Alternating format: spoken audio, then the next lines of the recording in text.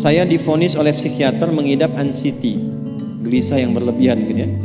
Kemudian saya selalu merasa cemas kalau bertemu banyak orang, takut pergi sendiri. Tetapi Quran surah Al-Anbiya 83, alhamdulillah kecemasanku berkurang. Pertanyaannya, bagaimana caranya supaya anxiety itu tidak pernah kambuh lagi? Gini, Quran surah ke-51 ayat 49. Wa min kulli syai'in khalaqna zawjaini la'allakum tadhakkarun. Segala hal itu aku ciptakan, kata Allah, berpasangan, supaya engkau sadar cuma aku yang tidak punya pasangan. Sehat lawannya apa, Bu? Sakit. Senang lawannya apa? Sedih. Gelisah lawannya apa? Tenang. Maka kalau ada kegelisahan, kecemasan berlebihan, apa yang disebut dengan anxiety ini, maka cari lawannya. Apa lawannya? Tenang. Amalan apa yang banyak memberikan ketenangan, itu terapinya.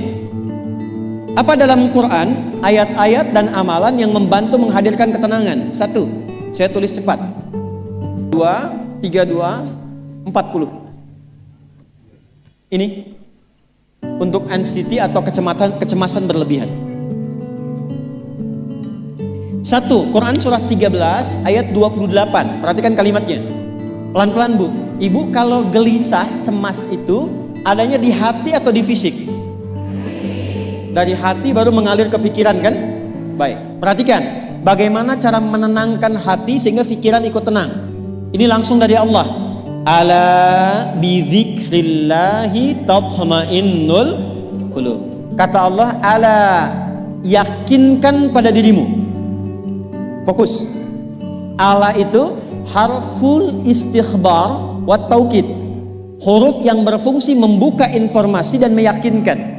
Jadi kalau ibu ingin tenang, ada yang divonis cemas berlebihan, anxiety, pertama kata Quran mesti yakin dulu nih. Lawan itu yakinkan pada diri. Bidzikrillahi, dengan banyak meningkatkan zikir kepada Allah, tatmainnul qulub, dampaknya ke hati memberikan ketenangan. Jadi rumus cepat menghilangkan kegelisahan, obat yang pertama kata Al-Quran, zikrullah. Apa obatnya? Amalan zikrullah ada 4. Amalan zikrullah ada 4. 1, saya lompat dulu ke yang paling cepat, yang paling gampang, yang paling mudah. Quran surah keempat ayat 103. فَإِذَا قَضَيْتُمُ الصَّلَاةَ فَاذْكُرُوا اللَّهَ. Maka jika engkau telah tuntas mengerjakan salat, berzikirlah kepada Allah. Ibu kalau sudah salat ada zikir? Ya? Subhanallah, alhamdulillah, Allahu akbar, astagfirullah, ada itu? Hafal ya? Itu yang paling gampang. Kalau sedang cemas, keluarkan zikir pertama dalam bentuk kalimat thayyibah. Apa kalimat pertama yang dibaca setelah salat? Bukan astagfirullah. Assalamualaikum warahmatullah, Assalamualaikum warahmatullah, Astaghfirullah, Astaghfirullah, Astaghfirullah. Allahumma antas salam wa minkas salam, tabarakta ya dzal jalali wal ikram. Kalau ingin agak panjang, boleh, ada yang versi panjangnya. Ya astaghfirullahalazim, alladzi la ilaha illa huwal hayyul qayyum wa atubu ilaih.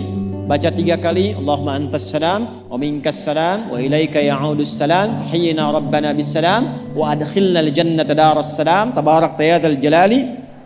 Yang pertama versi singkat, yang kedua digabung dengan doa versi panjang.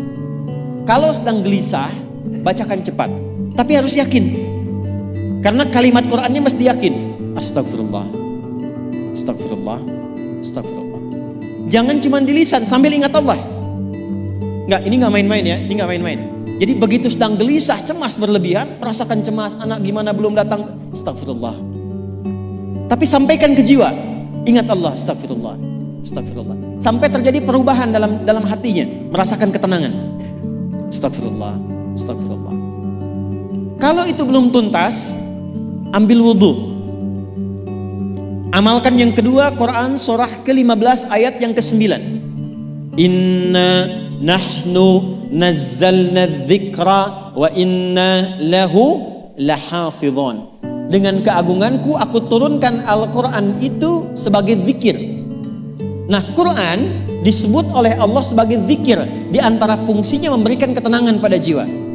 Ibu kalau sedang cemas, istighfar, masih ada sisanya wudu, ambil mushaf menghadap kiblat. Baca, Bu. Apa yang terjadi? Nanti akan terjadi Quran surah ke-8 ayat kedua. Saya belum tuliskan karena ini detailnya. Innamal mu'minuna alladzina idza dzukirallahu wajilat qulubuhum wa idza tuliyat 'alaihim ayatuhu zadatuhum imana wa 'ala rabbihim yatawakkalun. Sepanjang ada insan beriman, kata Allah, dia dibacakan kepadanya Quran atau bahkan dia membaca sendiri, akan ada getaran pada jiwanya, meningkat imannya, tersambung hubungannya dengan Allah. Yang paling dahsyat, ibu ambil wudu, buka mushaf, baru dibuka mushafnya, kok tiba-tiba ayatnya sesuai dengan apa yang kita rasakan. Kadang terjadi begitu. Lu tiba-tiba ibu baca aja ibu baca. Tapi bacanya bukan cuma di lisan, sambungkan lisan dengan kolbu. Kalau tahu, cari surat-surat yang sesuai dengan kebutuhan. Misal, maaf ya Bu ya, ada yang menganggap misalnya ibu nggak punya kelebihan, ditinggalkan oleh teman, dikecilkan bahkan oleh pasangan sendiri. Buka surat Ad-Duha, buka surat Al-Insyirah, 2 aja dulu. Baca dengan tulus, mengalir ke hati. Begitu ibu bacakan Wad-Duha wal-laili idza saja ma wadda'aka rabbuka wa ma. Perhatikan, rasakan surah itu diturunkan untuk ibu. Karena begitulah cara baca Quran. Kata para ulama, kalau kita ingin merasakan kenikmatan baca Al-Quran, rasakan saat baca surat itu diturunkan untuk kita. Maka cara bacanya akan beda. Wadduha, demi segala kenikmatan yang telah aku berikan kepadamu, seperti engkau nikmat merasakan cahaya duha, aku bersumpah. Wal-laili idza saja, dan demi semua kesulitan yang kau rasakan sekarang seperti gelapnya malam. Ma wadda'aka rabbuka wa ma qala. Hei, tanamkan pada hatimu yang paling dalam, aku tidak akan pernah meninggalkanmu dan engkau tidak seperti apa yang orang-orang lain katakan. Kalau ibu rasakan baca Quran seperti itu, hilang gelisah.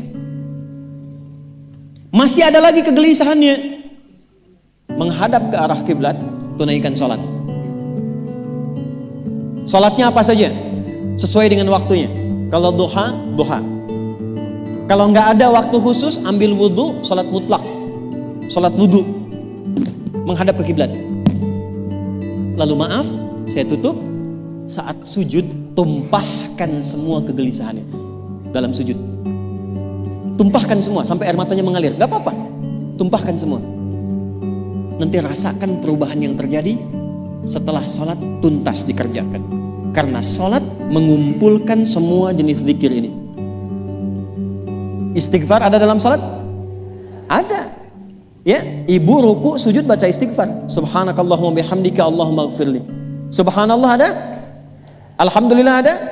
Allahu Akbar ada? Dalam sholat baca Quran? Al-Fatihah itu Quran. Semua ada. Sudah? Yang terakhir,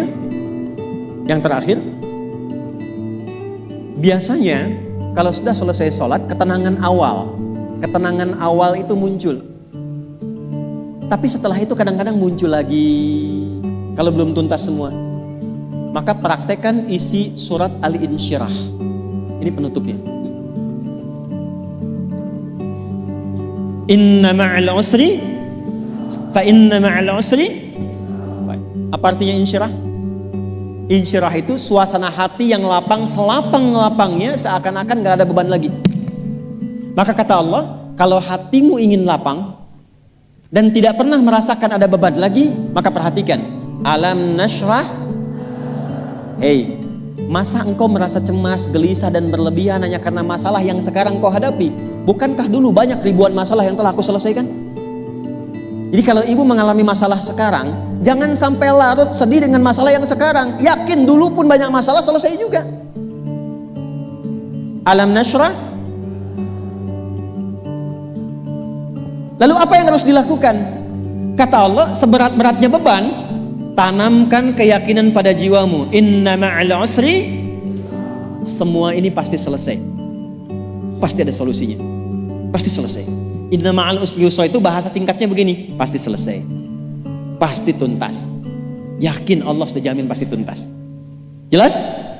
Jadi kalau sedang punya persoalan, yakinkan pada diri kita masing-masing, ini pasti selesai. Insya Allah ada solusinya. Nggak mungkin Allah titipkan kalau saya tidak sanggup menjalaninya. La yukallifullahu nafsan illa, maka lakukan yang ini dan secara kontinu. Terapinya ini aja.